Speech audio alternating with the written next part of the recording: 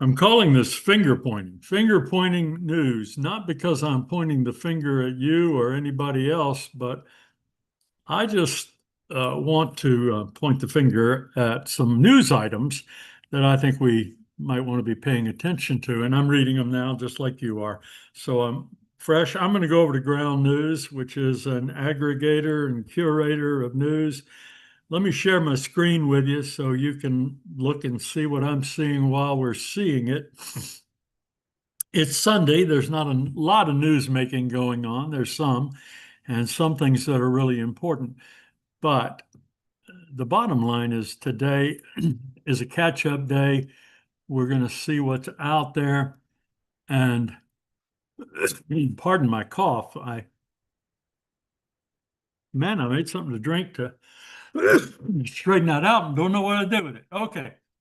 Ground news. Ground news. Trump vetoed Israeli plan to kill Iran's supreme leader, according to a report. Looks like that's divided evenly between the center, the left, and the right in terms of credible news. So that tells me maybe there's something to it, but who knows? What we might have missed is that at least 14 Iranian nuclear scientists were killed by Israel since Friday.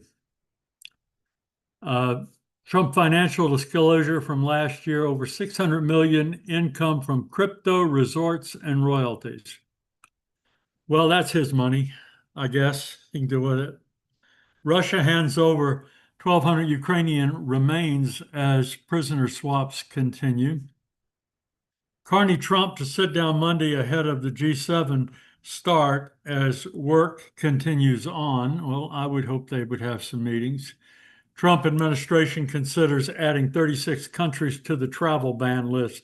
I think you should pay attention to that story. You should ask yourself why. You should ask your leaders why. And you should know why. And you should know some of the nuances and the details of that and make up your own mind. Several injured after vehicle drives into crowd leaving soccer match, California officials. How big a news is that in perspective?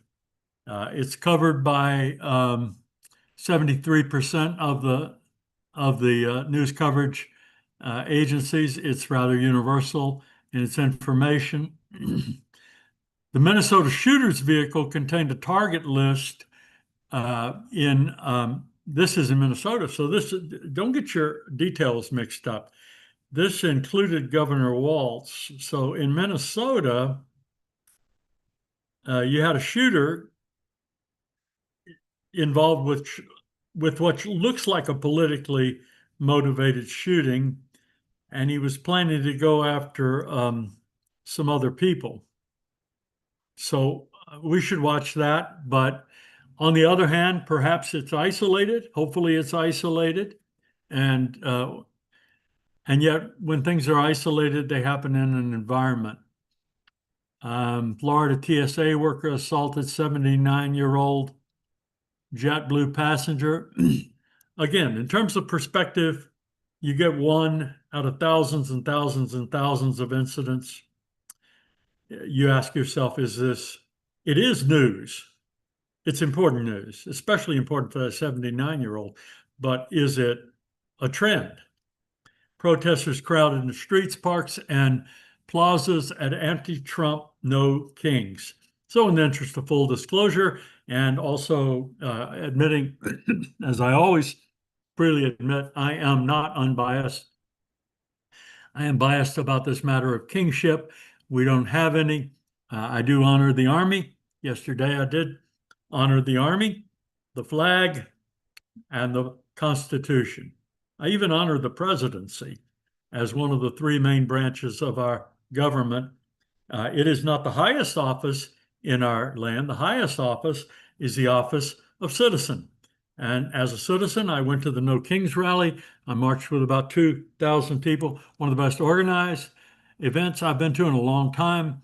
We had people at every corner making sure that we were encouraged to not walk, not jaywalk across streets, not block traffic for people coming in and not out of the shopping center. We waved, we were friendly, we were open in our chants and waving our signs, that we were safe, and it was just all over the place. We had people in yellow jackets and orange jackets helping us out and reminding us and directing the flow and telling us when it was over, when it was time to go back, and not heavy-handed, but just organizing for safety and courtesy.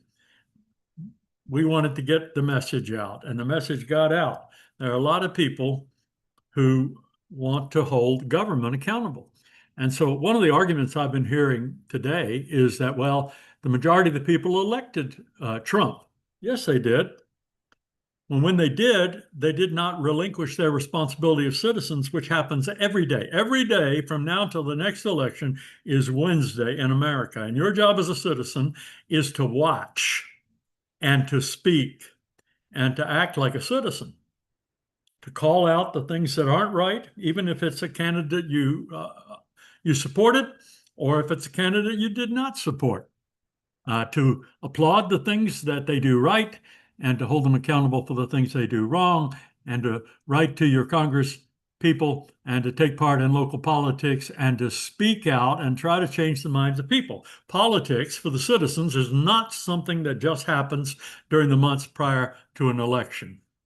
So is it appropriate for people to go out in the streets and protest against a president that was elected by a slim, well, even a large majority, but by a plurality or a majority of the people? Absolutely. I don't care if he was elected by 90% of the people. It is the job of a citizen to speak. So now, having said that, were there some problems? Yeah, here and there. Even LA is just kind of here and there. It's nowhere near as big as Fox News would have you believe. There are not nearly as many problems. It's much more peaceful and it's much more isolated. But I can only speak for Fresno. There wasn't much for the police to do. I saw a couple of police motorcycles that were assigned to the crowd, and they were going around in circles. And I saw one police car. But in all practicality, they have an office over there. So it was a pretty boring day for them. The mall security didn't really have much to do. This organization, this rally, policed itself. Lady I thanked her for walking by. She was appointed to pick up trash. I said, I haven't seen a bit of trash out here. She said, well, that's because I'm out here. And we want to leave it looking better than we found it. That is by and large the big story of yesterday. And I'm sure it's a big story in not Washington, D.C. By the way, you could have gone to 2 or 3 No Kings rallies and still participated in the Army event, the birthday of the Army. Happy birthday, Army. 250 years of making sure America has no kings. That's why it came about, right? And thank you for your service. And I'm not even going to make fun of you for not being the greatest marchers in the world. You are the best at what you do, what you get paid to do, what you volunteered to do, and it wasn't to march. So there you go.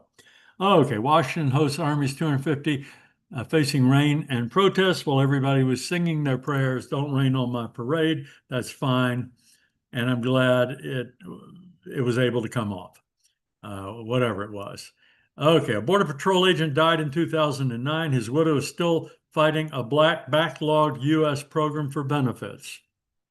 Okay, don't tell me you support the Border Patrol and or that you do support the Border Patrol agents and you're not indignant about the fact that someone that gave their life in service is not being treated well. Tumultuous week in Los Angeles. Okay, we've heard enough of that. Man on wanted list. Arrested on his way to Tachi Palace. That's out here in our area. Pope Leo's message of hope from White Sox Stadium. Well, welcome home, Brother Pope.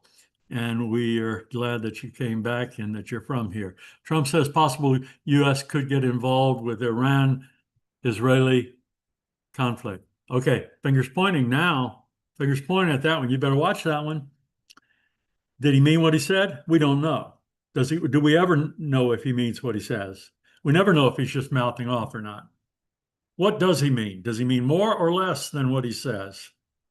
And his boy down the street, who is the Secretary of Defense, what does he think? And do they ever agree? And do they agree now? I suspect they do at the moment, for now, until somebody stands up to somebody, and there you go.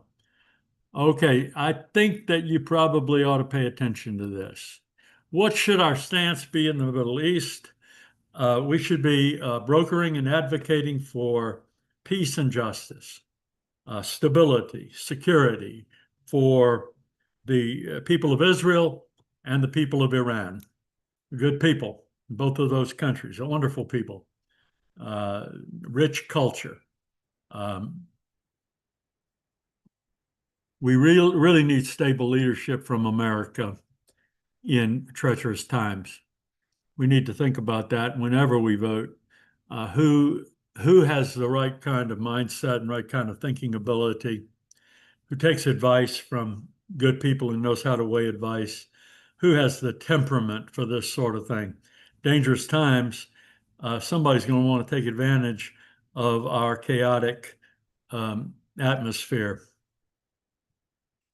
Okay, so read everything you can about Israel-Hamas conflict. And then I'm a praying person. I'm a believer in Jesus and a follower of Jesus and a Christian preacher. So I pray about it. So if you're a praying person, however you pray and to whomever you pray, please pray. Gaza's communication blackout threatens humanitarian efforts. Some people think that's not true. I don't see how it could not be true, but because things aren't getting in and out, and there's no monitoring. Any kind of communication blackout hurts humanitarian efforts. It hurts democracy. It hurts wise decision making. Huge turnout at second Dutch protest seeking government action against Israel. Actually, I don't have any voice in that. I'm not Dutch. I don't live over there, so I'm not going to say much about it. Americans don't see Supreme Court as politically neutral. This is the first time in my life where I would have to say that is mostly true. I don't think the Supreme Court has ever been absolutely politically neutral, but it has been more so in the past. Watch ICE, watch them like hawks. Watch the Middle East, watch it consistently, and let's take a look at another news source that I often follow, but maybe I don't talk about much. But I post things from the Religious News Service. I don't like getting notices of any kind from anyone, so I'm going to turn that off. Okay, so some more on there, probably more in depth on Pope Leo's message at Sox Stadium. Philadelphia No Kings protests. Faith leaders urge crowds to rebuke hate. So faith leaders were out in the forefront at the Philadelphia rally. And so I'm going to want to go back and read this article by Jack Jenkins and pay more attention to that one, because I always like it when faith leaders are standing out. Oh, Reverend William Barber was there, and it was a wide coalition all the way from the Buddhist coalition for democracy, and then all the way to Mennonite Action. So there's Reverend Barber, a man I deeply admire, man of faith, man of conciliation, reasonable man, thinking man. Suspect in killing a Minnesota legislator is a minister who evangelized in Africa. I had not seen that. This is the first time I have seen that. I am saddened just by the headline, but headlines don't tell you the whole story. So I'm going to have to come back to that story and read it. I might come back in a moment, but it's having a hard time loading. So we'll see. In Texas, pushback against the Muslim planned community, a retread of old fears, old prejudices, I would think, but fear and prejudice go hand in hand. California pastor says immigration or apparent immigration agents waved a weapon at her in the church parking lot. By the way, this is Religion News You got to go there and read these things. Anti-Semitism is from both sides now. I think that is right. We are standing against it. Um, in Becoming Baba, a Muslim inquires into the nature of a faith-informed fatherhood. That was a good Father's Day subject. Now you can come over to opinion if you like to read people's opinions, um, and so you can do that. Did I get the anti-Semitism is from both sides now? Yeah. Well, we know that's right. It's from the right and from the left because it is what it is. It is just old-fashioned bigotry, hate, and nastiness. Suspect. Okay, that's not loading very well. That's my computer. It's not the internet. But I think I've given you enough to stay busy for one day. So get on your own internet and find some aggregators and some systems that will enable you to investigate news that you are not otherwise as likely to read. And I will see you soon. Okay. Just froze up. Okay, just unfroze. See you in the funny paper.